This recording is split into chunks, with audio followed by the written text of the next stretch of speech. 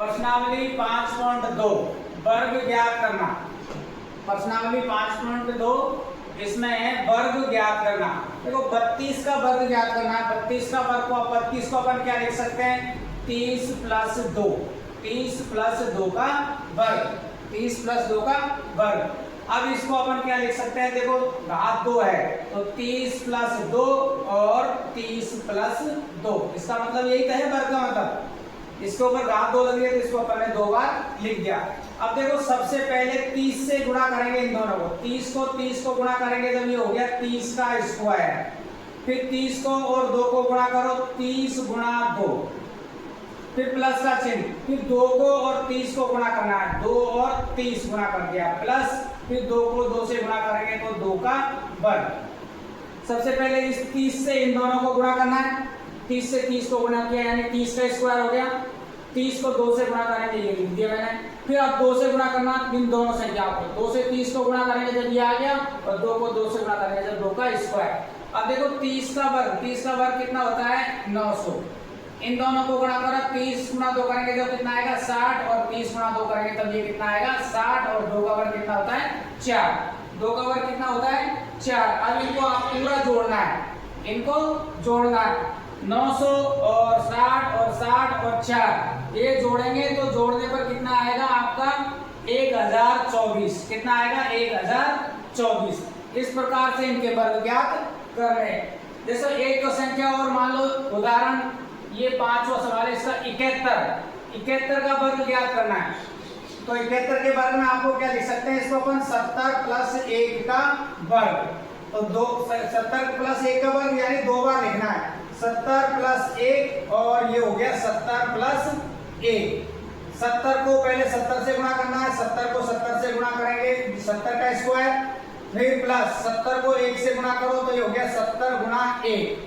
अब देखो 1 से इन दोनों को गुणा करना है, 1 से 70 को गुणा करना है और आगे 1 को 1 से गुणा करना है, तो देखो 70 का वर्ग कितना हो गया? 4900। और इनको गुणा करेंगे 70 को 1 से तो 70 और 70 को 1 से गुणा किया तब 70 और 1 का वर्ग 1 का वर्ग 1। इनको सबको जोड़ेंगे जब आपके पास में आ जाएगा 5041। 5041। इस प्रकार देखो आप इन संख्याओं के वर्ग ज्ञात करना है। मैंने 2 सवाल आपको समझा दिए, एग्जाम्पल देखो इसके मैं और दे रहा हूँ, वो आपको खुद को हल करना है। तो देखो एक ज्ञात करना आपको 35 का वर्ग, 35 का वर्ग। दूसरा आपको ज्ञात करना है 86 का वर्ग, और एक ज्ञात करना है आपको तीसरा 93 का वर्ग, 93 का वर्ग, और एक ज्ञात करना है चौथा इसी में दे दिया मैंने आपको 46 का वर्ग। ये आपकी किताब के सवाल है, ये आपकी किताब के सवाल है, आपको इनके वर्ग ज्ञात करने हैं। ठीक है, ये हो गई आपकी 5.2 प्रश्नावली पूरी। 5.2 प्रश्नावली पूरी हो गई। अब प्रश्नावली 5.3। प्रश्नावली 5.2 में एक ही सवाल है। अब प्रश्नावली 5.3 इसमें दिया है आपको वर्गमूल ज्ञात करने पर इकाई का अंक क्या आएगा? इकाई का अंक क्या आएगा? तो देखो पहला सवाल ये दे रखा है 9801। 9801 वर्ग मूल लेने पर देखो इसका इकाई का अंक क्या है? इकाई अंक दे रखा है इसमें आपको 1। इकाई अंक क्या दे रखा है? 1। तो देखो वर्गमूल लेने पर इकाई का अंक या तो 1 का वर्गमूल लेने पर 1 आएगा, या फिर किसका?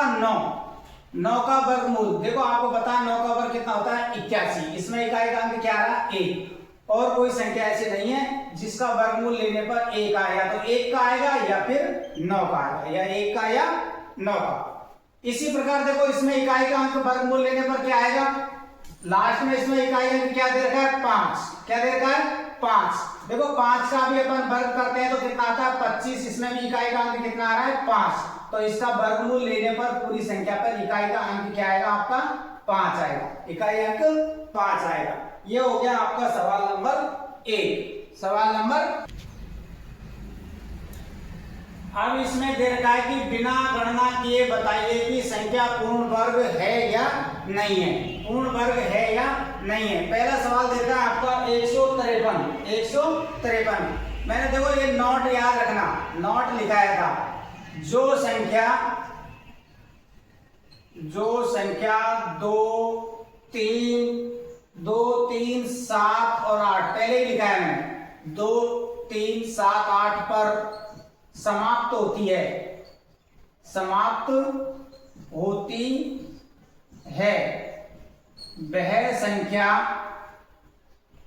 वह संख्या पूर्ण वर्ग नहीं होती है, पूर्ण वर्ग नहीं होती है।